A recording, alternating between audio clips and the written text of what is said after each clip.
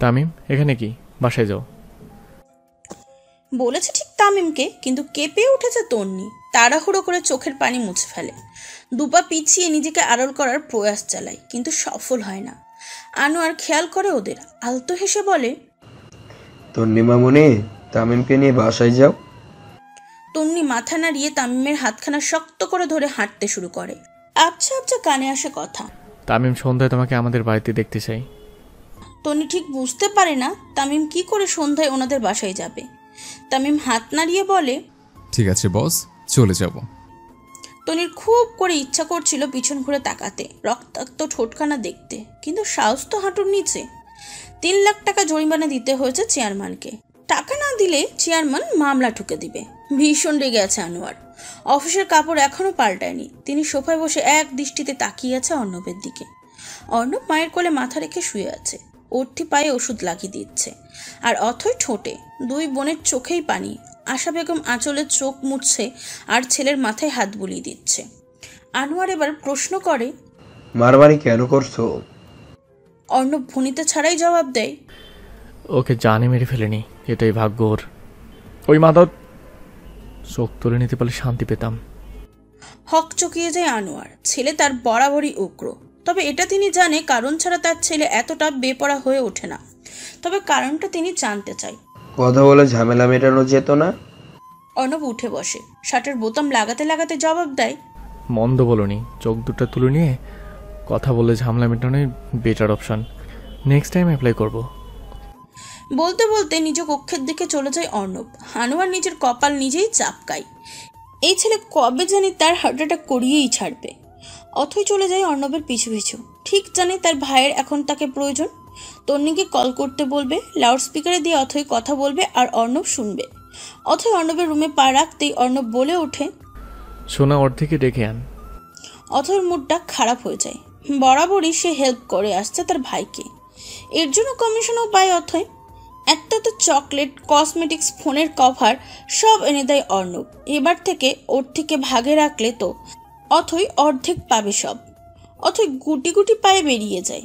আর্থিকে গিয়ে বলে অর্ণব ডাকছে, এবং সে চলে যায় কফি বানাতে। আর্থি অর্ণবের রুমে যায়। শার্ট খুলে এসে পাওয়ার বাড়িয়ে সিগারেট টানছে অর্ণব। ভাই কি বলবে? আধা খাওয়া সিগারেট ফেলে দেয় অর্ণব। স্পাইডের বোতল হাতে তুলে 2 মোচড় মুখখানা খুলে ফেলে এবং ঢকঢক করে গিলে ফেলে পুরোটা। অতঃপর বোতল ফেলে এগিয়ে যায় অর্থির দিকে। আমি 2 দিনের জন্য অথই আর তনুকে নিয়ে বেরোতে চাই, ম্যানেজ করে দে। শুকনো ঢুক গেলে আর্থি, এই কাজ করবে কি করে? কালকে বেরিয়ে পড়ব, তোর ফোন নিয়ে আয়, আমার সামনে কল করে ম্যানেজ করবে। আর হ্যাঁ, অথইকে বলবি না। আর্থি মাথা নাড়িয়ে চলে যায়। অর্ণব পকেট থেকে ফোন বের করে ডায়াল করে কোনো একটা নাম্বারে। রিং হওয়ার সাথে সাথে রিসিভ হয়। মামা তোমাদের বৌমাকে নিয়ে আসছে কাল, মামিকে জানিয়ে রেখো। ওপাশের মানুষটিকে কিছু বলার সুযোগ না দিয়ে কল কাটে অর্ণব। তারেক রহমান প্রচণ্ড রেগে আছে। তার রাগের কারণ হচ্ছে অর্ণব। বড়লোকদের বড় বড় কারবার। ইচ্ছা হবে কাউকে বিনা অপরাধে বেধরম পেটাবে এবং মোটা টাকা ঘুষ দিয়ে পুলিশের মুখ বন্ধ করে দেবে। বড়লোকদের জন্য সাধারণ মানুষদের বেঁচে থাকাই কষ্টকর হয়ে গেছে। তন্নি এবং তামিম বই নিয়ে বসে আছে। এক্ষুনি বই রেখে উঠলে বাবা দিবে এক ধমক। ওইদিকে অর্ণবের জন্য চিন্তা হচ্ছে তন্নির। মানুষটা যতই তন্নির শত্রু হোক, তারপর একটা মায়া কাজ করে। তাছাড়া মানুষটা আঘাত পেলে অথই ভীষণ কষ্ট পায়। তন্নির এইসব ভাবনা চিন্তার মাঝে তারেক রহমান ফোন বেজে ওঠে। ফোনে নিউজ দেখছিল তিনি। কল আসতে একটু বিরক্ত হয়। সেভ করা নম্বর। চৌধুরী বাড়ি হতে কল এসেছে। রাগ দমিয়ে কল রিসিভ করে তারেক। আর্থির সালাম জানিয়ে খবরাখবর জিজ্ঞাসা করে, অতপর বলে ফেলে, আঙ্কেলা, আমি নানু বাড়ি বেড়াতে যাব, তন্নিকে সাথে নিতে চাচ্ছি, প্লিজ অনুমতি দিবেন? ফেব্রুয়ারি মাসটা একটু বেশি সুন্দর। বসন্তের আমেজ দেখা যায়। গাছে গাছে ফুল, নাতিশীতোষ্ণ তাপমাত্রা। ভালোবাসার মাসও এটাকে বলা যায়। এই মাসটা তন্নির ভীষণ প্রিয়। এই মাসের 14 তারিখ জন্ম হয়েছে তার। তন্নি অতএর থেকে জেনেছিল ফেব্রুয়ারি 24 তারিখে অর্ণবের জন্মদিন।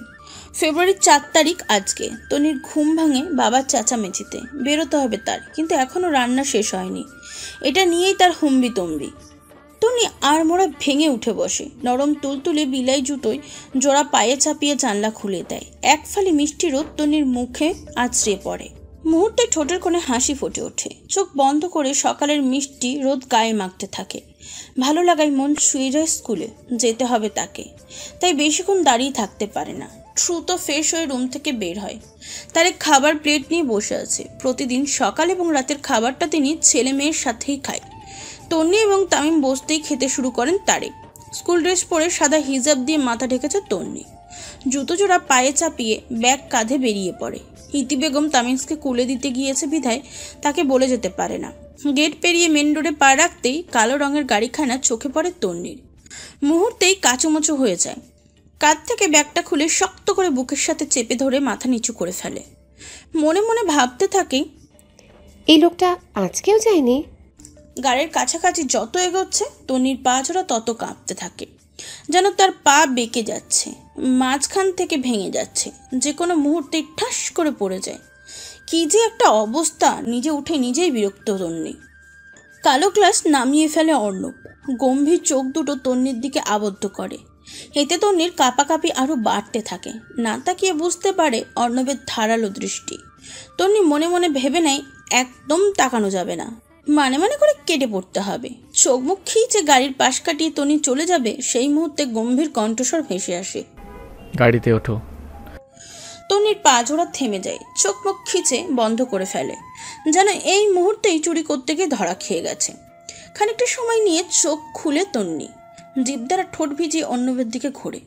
অর্ণবকে বেশ ধৈর্যশীল দেখাচ্ছে। সে কোনো তাড়া দিচ্ছে না তন্নিকে, বরং শান্ত দৃষ্টিতে তাকিয়ে পর্যবেক্ষণ করছে।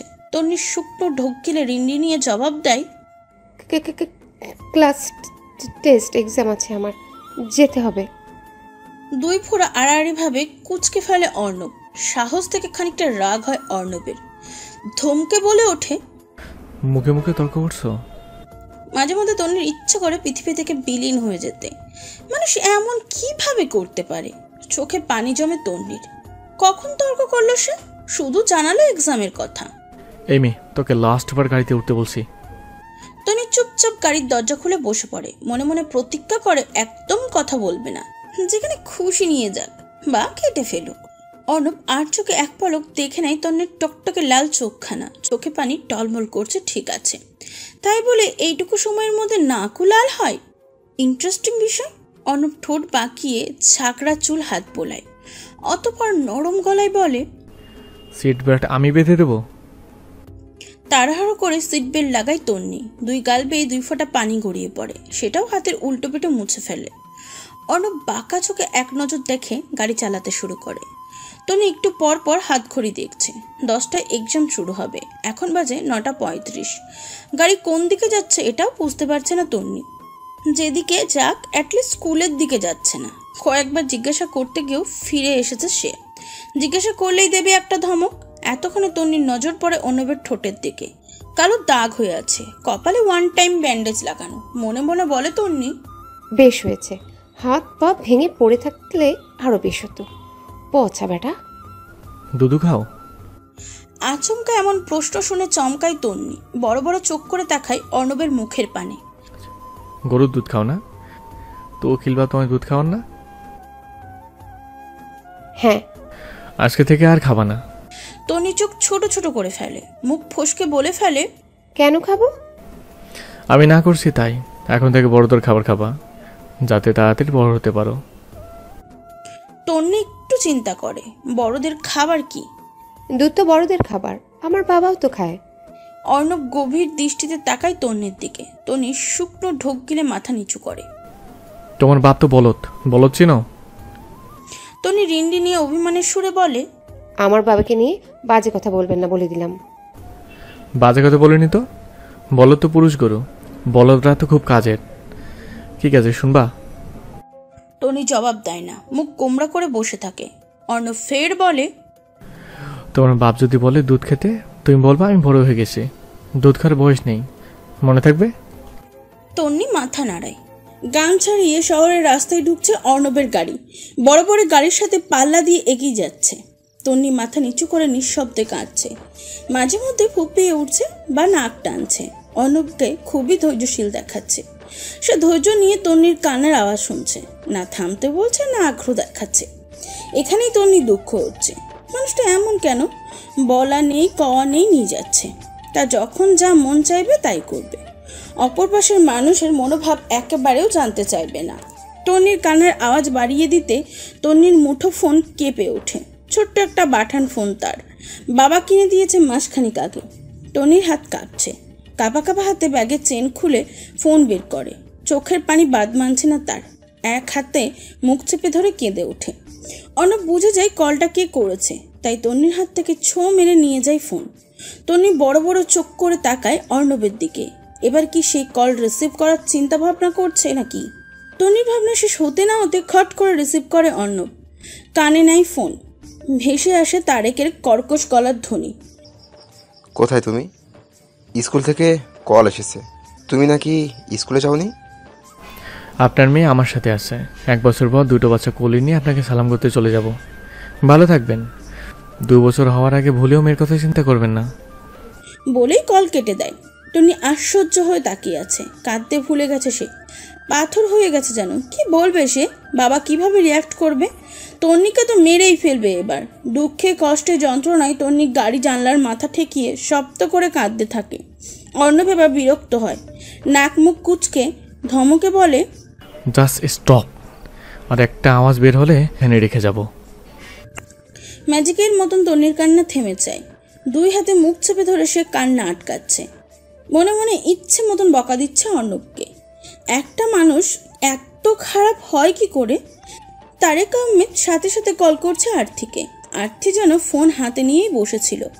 রিং হওয়ার সাথে সাথে কল তোলে, একটু হাসার চেষ্টা করে বলে, আঙ্কেল ভালো আছেন? তুমি কোথায়? শুকনো ঢোক গেলে আর্থি। তো তন্নি আমার কাছেই, নানু বাড়ি যাচ্ছি ওকে নিয়ে। আর্থির কথা যেন বিশ্বাস হলো না তারিকের। তন্নির ফোন ওই লেজ ছাড়া বাদরটার হাতে গেল কি করে? আর্থির হাত পা কাঁপছে এবার। মিথ্যা বলতে সে ভালোই পারে, তবে একজন উকিলের সামনে মিথ্যা বলার 4টিখানা কথা নয়। ব্যাগগুলো নিয়ে পাপার দাবাই গাড়িতে যাচ্ছে, ব্যাগে তন্নির ফোন ছিল। তারেক আর্থিকে ধমক দিতে গিয়েও দেয় না, রাগ চেপে বলে, নেহাত জরুরি কাজে চিটাগাং যাচ্ছি, না হলে ওই লেজা ছাড়া বান্দরের একটা বিহিত করেই ছাড়তাম। ফিরে নেই আমি, তন্নিকেও দেখাবো বলেই কল কাটে। আত্মি যেন হাঁপ ছেড়ে বাঁচে। 5.5 ঘন্টা জার্নি করে অবশেষে নির্দিষ্ট বাড়িটার কাছে পৌঁছায় অর্ণব। তন্নি ঘুমিয়ে পড়েছে বেশ কিছুক্ষণ আগে। ঘুমন্ত মায়াবতীকে বুকের মধ্যে আঁকলি নিয়ে ড্রাইভ করছে অর্ণব। বাড়ির সামনে গাড়ি থামিয়ে এক পলক দেখে নেয় তন্নির মুখখানা, দ্রুতই নজর ফিরিয়ে নেয়। এই মুখের দিকে তাকালে মাথা নষ্ট হয়ে যায় অর্ণবের। ইচ্ছা করে এখনই বিয়ে করে বাসর সেরে ফেলতে। আর যখন নাক ফুলিয়ে কান্না করে তখন টুপ করে কয়েকটা চুমু খেয়ে নিতে ইচ্ছা করে। অর্ণব মাঝে মধ্যে গভীর চিন্তার সাগরে ডুব দেয়। এইটুকুনি একটা মেয়ে, সে কি অর্ণবের চুমুর ভর সইতে পারবে? আলবাত পারবে না। তাই তো অর্ণব বিয়ের চিন্তা দূরে রাখে। পরে দেখা গেল বাসর রাতেই চুমুর প্রভাবে বউ কুপকাত। সাংঘাতিক ব্যাপার স্যাপার। তন্নিকে 5 মিনিট ঘুমোতে দেয় অর্ণব, তারপর বোঝা নাকখানা ধরে টান দেয়। তন্নি ব্যথা পেয়ে হক চকিয়ে ওঠে। মাথা তুলতে গিয়ে অর্ণবের থুতনিতে মাথা গুঁতো খায়। চোখ মুখ কুচকে সোজা হয়ে বসে, এক হাত নাকে আর এক হাত মাথায়। টকটকে লাল হয়ে গেছে ফর্সা নাকটা। চোখের কোণেও পানি জমেছে তন্নির। অর্ণবের সেদিকে হেলদোল নেই। সে আরামসে সিট বেল্ট খুলে বেরিয়ে যায়। ট্যাবলেট দ্রুত বের হয়ে আমার পিছনে দৌড় দাও, নাহলে রেখেই চলে যাব। অর্ণবের বলতে দেরি, তন্নির গাড়ি থেকে নেমে দৌড় দিতে দেরি না। এখানে রেখে গেলে তন্নি ফিরবে কি করে? দোতলার বাড়ির সামনে দাঁড়িয়ে কলিং বেল বাজে অর্ণব। তন্নি চিন্তিত, কার বাড়ি এটা? কোথায় নিয়ে এলো ওকে? তন্নি চিন্তাভাবনার মাঝে দরজা খুলে দেয়। দরজার সামনে দাঁড়িয়ে আছে মধ্যবয়স্ক এক সুন্দরী মহিলা। তিনি অর্ণবকে দেখেই খুশি হয়ে যায়। আব্বা আসছিস তুই? অর্ণব তাকে পাশ কাটিয়ে ভিতরে ঢুকে যায়। তন্নি ঢুকবে কি ঢুকবে না ভেবে পাচ্ছে না। তখনই মহিলাটি তন্নির থুতনিতে হাত দিয়ে বলে, আব্বা তন্নি না? অর্ণব সোফায় হাত পা ছড়িয়ে বসে বলে, না, আমার নানি। একে কয়েক বালতি পানি খাওয়া আগে। কান্না করতে করতে গাড়িকে পদ্মা নদী বানিয়ে দিয়েছে। হেসে ফেলে মহিলাটি। তন্নি কাঁদো কাঁদো ফেস করে তাকায় অর্ণবের দিকে। অর্ণব তাকিয়েছিল বিধায় চোখাচোখি হয়ে যায়। আম্মু ওকে পানির সাথে গ্লুকোজ মিশিয়ে খাইয়ে আমার রুমে পাঠাও, মাথা ব্যথা করছে, চুল টেনে দিবে। বলতে বলতে এক রুমের দিকে চলে যায়। এই বাড়িতে কিছুই চেনে না তন্নি, মানুষগুলোকে প্রথমবার দেখছে, ভীষণ আনইজি লাগছে তার, গলা দিয়ে পানিটুকু নামছে না। গ্লুকোজ বরাবরই অপছন্দের তন্নির, কিন্তু অর্ণবের মামি হাতে ধরিয়ে দিয়ে গেছে এবং বলেছে পুরোটা শেষ করতে। তন্নি নাক মুখ কুচকে এক চুমুক দেয়, তাতেই ভিতরে নাড়ি ভুড়ি বেরিয়ে আসার উপক্রম। পুরোটা খাবি কি করে, আর না খেলেই বা কি করে হবে? মনে মনে অর্ণবকে হাজার খানিক গালি দেয় তন্নি। লোকটা এতটা বদ কেন? তার মধ্যে কি এতটুকু ভালো নেই? অর্ণবকে বকতে বকতে গ্লাস দেয় এক চুমুক এবং পুরোটা সাবার করে ফেলে। তারপর নাক চেপে বেসিনে চলে যায়। জোর করে খেলে এই এক সমস্যা হয় তন্নির, ভিতরে সব বেরিয়ে আসে। তবে ভাগ্য ভালো ছিল বিধায় আজকে আর বমি হয় না। তন্নি চোখে মুখে পানি দিয়ে যেই ঘুরতে যাবে, তখনই 8-9 বছরের একটা বাচ্চা দৌড়ি এসে জড়িয়ে ধরে তন্নিকে। ভাবি, তুমি এসেছো? ঘাবড়ে যায় তন্নি। বাচ্চাটা পড়ে যাবে ভেবে 2 হাতে আঁকলে ধরে। ললাটে ভাঁজ ফেলে রিন্নি নিয়ে প্রশ্ন করে, ভাবি কে? বাচ্চাটা ছেড়ে দেয় তন্নিকে। তুমি তো ভাবি, দাদা ভাই পিকচার দেখিয়েছিল তোমার, বলেছে তুমি আমাদের ভাবি। লজ্জায় লাল হয়ে যায় তন্নি। এইটুকুনি বাচ্চার কাছেও বলেছে এসব? কেমন বাজিল। ভাবি একটু নিচু হও তো। বাচ্চাটা লাফিয়ে লাফিয়ে তন্নির গাল ছুতে গিয়েও যখন ব্যর্থ হয়, তখন বলে ওঠে। তন্নি ভ্রুকুচকে বলে, কেন? হও না একটু। তন্নি নিচু হয়। বাচ্চা মেয়েটা তন্নির 2 গাল টেনে দেয়। দাদা ভাই ঠিকই বলেছিল, তোমার গাল দুটো কি সফট, দুধের ছানা অনেকক্ষণ মাখলে যেমন হয় ঠিক তেমন, খেয়ে ফেলতে ইচ্ছা করে।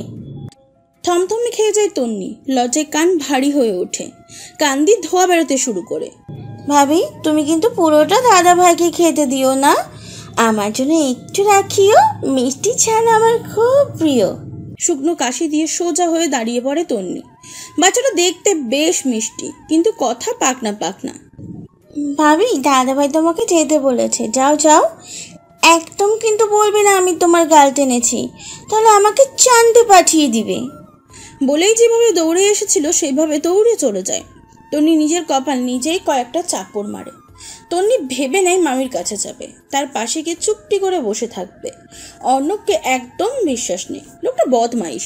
গুটি গুটি পায়ে রান্নাঘরের দিকে এগোতে থাকে তন্নি। তখনই অর্ণব ডেকে উঠে তাকে। তবুও যদি তন্নি বলে ডাকতো, ডেকেছে কি বলে? অথই আর তিনি এদিকে আসো। কতক্ষণ ওয়েট করবো? যেন তোর ঘরের বউ। তন্নি বীর বীর করতে করতে অর্ণবের রুমের দিকে যায়।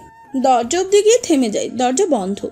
তন্নি জিভ দিয়ে ঠোঁট ভিজিয়ে হালকা করে দরজা ধাক্কা দেয়, একটুখানি খুলে যায়। সেইটুকুতে নিজের মাথা ঢুকিয়ে দেয় তন্নি। উকি দিয়ে দেখার চেষ্টা করে বজ্জাতটা আসলে কি করছে। অর্ণব হাঁটু অব্দি প্যান্ট এবং হাত কাটা স্যান্ডো গেঞ্জি পরে ফ্লোরে মাথা রেখে খাটের ওপর পা দিয়ে শুয়ে শুয়ে ফোন দেখছে। বুক কেঁপে ওঠে তন্নির। ফর্সা পায়ে কালো লোমগুলো তন্নির কপালে বিন্দু বিন্দু ঘাম জমিয়ে দিয়েছে। দৃষ্টি ফেরানোর দায় হয়ে পড়েছে। তখনই অর্ণব আবার ডেকে ওঠে, মায়াবতী আসছো না কেন? তন্নি চমকে ওঠে, যেন হুঁশ ফিরল। দরজা পুরোপুরি খুলে মাথা নিচু করে ঢুকে পড়ে। এসেছি আমি। অর্ণব এক লাফে বসে পড়ে, বালিশ ফ্লোরের থেকে খাটে রেখে নিজেও খাটে বসে। এসো এখানে বসো। তন্নি চুপচাপ এসে বসে। অর্ণব ফোন রাখে। উঠে গোল হয়ে বসো। তন্নি মাথা নিচু করে প্রশ্ন করে, কেন? আমি বলছি তাই, জলদি। খানিকটা ধমকের সুরে বলে অর্ণব। তন্নি গোল হয়ে বসে। সাথে সাথেই অর্ণব তন্নির কোলে মাথা রেখে শুয়ে পড়ে। ঘাবড়ায় তন্নি, তবে কিছু বলে না, চোখ দুটো বন্ধ করে ফেলে। চুল টেনে দাও। তন্নি বাধ্য মেয়ের মতন চুল টানতে থাকে। আরামে গুগিয়ে ওঠে অর্ণব। ভয় পায় তন্নি, চোখ মিলে তাকায়, হাত থেমে যায়। অর্ণব তাকিয়েছিল বিদায় চোখাচোখি হয়ে যায়। তন্নি চোখ নামিয়ে নেয়। থেমো না। আকুলতা ছিল এই কণ্ঠস্বরে। আবারও চুল টানতে থাকে তন্নি। আমি তোমাকে বলবো তুমি কি চাও, তুমি জবাব দিবে আপনাকে চাই, ঠিক আছে? কিন্তু কেন? আর তোমার বার্থডে আমি আমাকে গিফট করব তোমায়।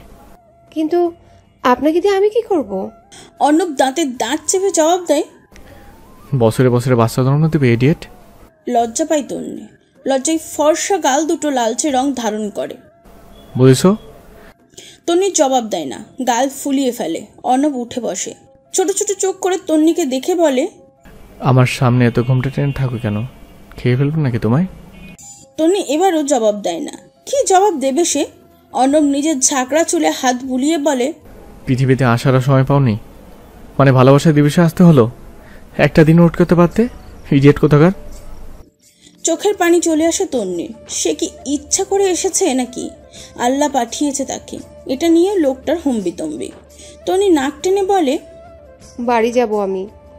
অর্ণব টোকা দেয় তন্নির কপালে। এবার তন্নি শব্দ করে কেঁদে ওঠে। মূলত সে ব্যথা পেয়েছে।